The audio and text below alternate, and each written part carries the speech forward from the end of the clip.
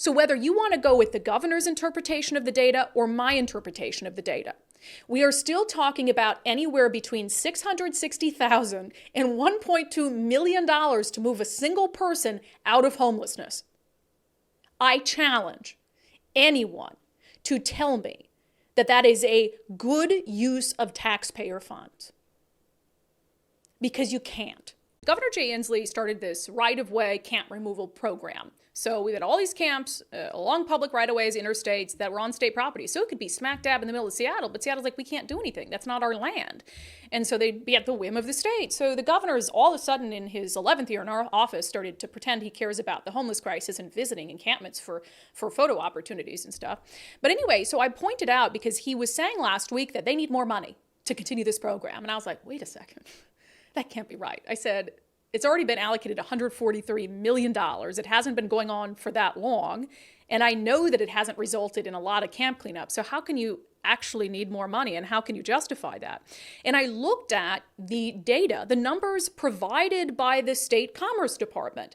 This is their data. And I thanked them yesterday for the transparency in showing how much money has been allocated and what the results are, because I think that we should have that with all government programs like this. So I want to go over the numbers I talked about yesterday, just as a reminder, because Governor Jay Inslee is going to call me a liar. And so I want to go through the statistics. So I had noted, again, by the state's own statistics, that they have allocated $143 million to this program. And the governor says they're about to run out of money. So that tells me they've burned through it all already, right? So I said, depending on what you believe is a determination, what would determine whether it was a success. I offered 3 different statistics. So if you think a successful outcome is they just clear someone out of an encampment that's on a state right-of-way, okay? Then I said, then if you divide 143 million by the number of people they've cleared out of state encampments, regardless of what happens to that person, it's about $110,000 a person, just to move them out of an encampment, and God knows where they go.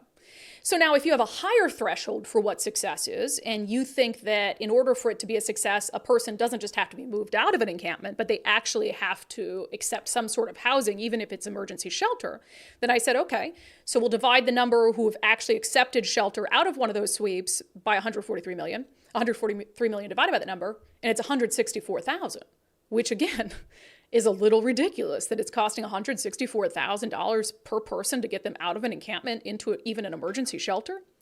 And then I gave a statistic for what I believe is a measure of success. To me, that program is only a success if you can get someone out of an encampment and then help them through the system so they're not homeless anymore, so that they're now out of the homeless industrial complex cog. And so I said there's only been 126 people that this state right-of-way program has successfully helped exit homelessness.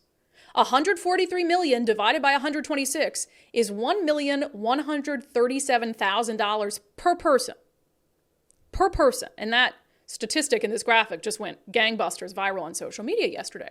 So anyway, our friend Jonathan Cho had called me after the show. He said, hey, I just saw that information. We've been crunching those numbers as well. And in fact, I'm going to go ask the governor about it, because he's going to be at one of these homeless encampments, touting this program and touting that we need more money. So I'm going to play 2 different clips from, God bless Jonathan Cho. I'm going to play 2 different clips from Jonathan Cho's interaction with the governor. The first one, you can tell, the governor does not want to talk to Jonathan Cho and his staff, and they're all trying to ignore his question. And then the governor proceeds to use some of the workers who are clearing these encampments as props to make a political point. So watch. By your estimation, you'd spend $135 million on this right-of-way initiative, but the Commerce website says that only 126 exits have happened.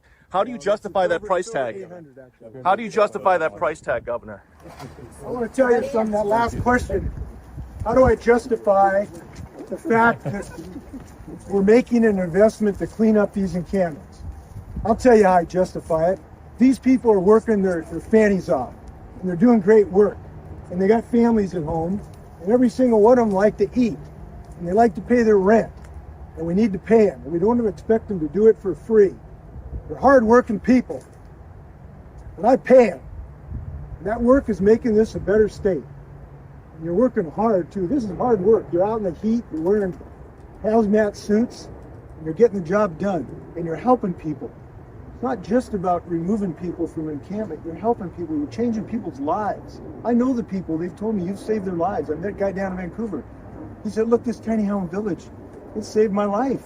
I was on drugs. It was going to kill me. So you got to be proud of your work. I'm proud of your work. Keep it up. And I hope we can keep funding your work. Okay. A few things. I'm trying to be undivided here. Undivided. So I'll just point out that he says it's hard work and I pay them. No, you don't pay them. Taxpayers pay them. I want to point that out. But I agree with a lot of what the governor said. I'm gonna put aside what I think the intention is there and whether I think he's being genuine or not. I agree. I think those people are doing very, very difficult work. And a lot of the individuals who work in those roles, going out to these encampments, trying to connect people to services, a lot of them are previously homeless themselves. And I would never undercut the job that they're doing. That's difficult. I don't want to do a job where I'm going out to homeless encampments and cleaning them up and trying to contact people who might be in the throes of an addiction crisis or a mental health crisis. 100%. I absolutely agree with the governor's sentiment. No, they shouldn't be doing the work for free. Of course, we should be paying them. Of course, they also have mouths to feed at home. Nobody is arguing that people who are doing this work don't deserve a paycheck. Of course they do. But what we're talking about is whether we can pay people to do that work without it costing $1.1 million per person to get them out of homelessness. And so what you're offering there is a complete straw man, Governor. So that's a little ridiculous. And you're using this emotional pull. You're using the emotions of these people who are doing difficult work to justify the spend of $1.1 million per person to get them out of homelessness. You know, I've been out with Andrea Suarez of We Heart Seattle, which is a citizen-led nonprofit that has a lot of volunteers that do their work, and they're able to get people out of homelessness for a minuscule fraction of what it takes the government. And so you can pay people to do the work, you can support them in doing that work, you can acknowledge it's difficult, but that doesn't excuse what we're talking about right here. So the second clip is where the governor accuses me of completely manufacturing this number. And again, you can tell that he really does not want to be talking to Jonathan Cho, who's asking him legitimate questions, again, based on data from the Department of Commerce. When I put out this link yesterday, I put the link to the data. I'm not hiding anything.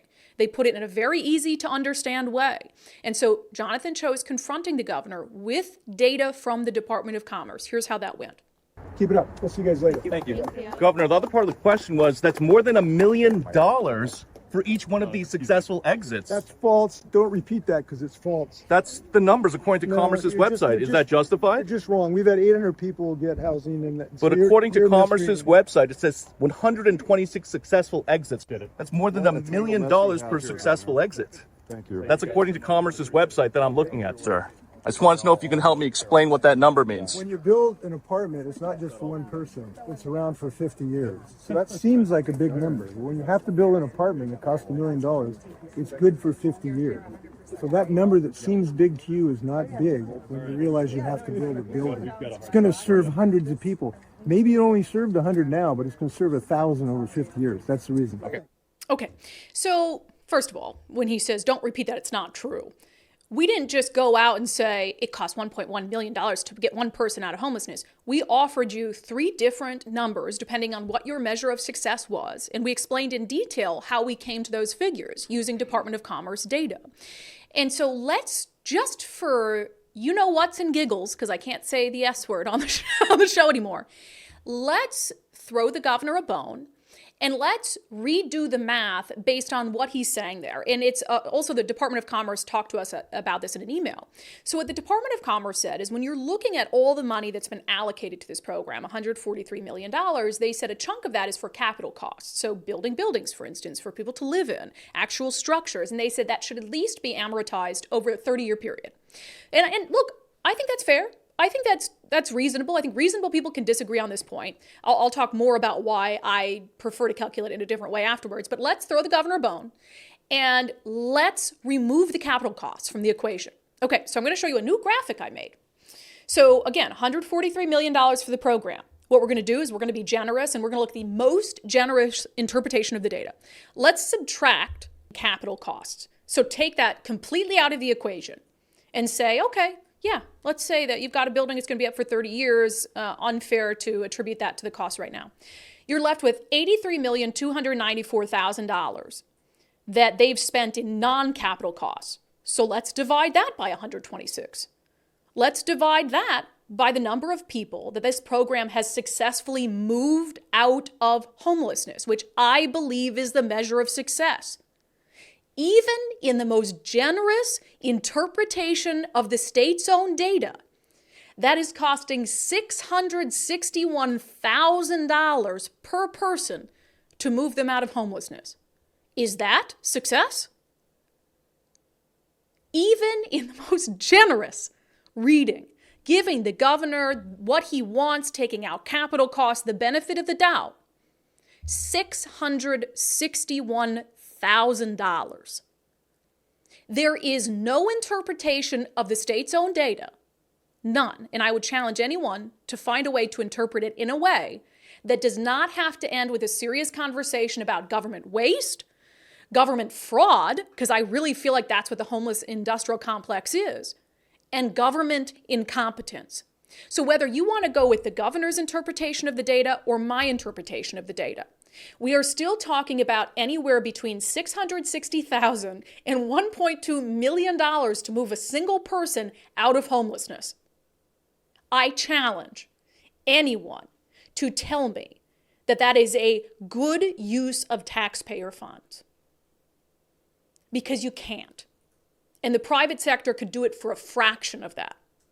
And I'm not saying, I said on the show yesterday, I'm not saying that it's not going to cost money to get us out of this crisis.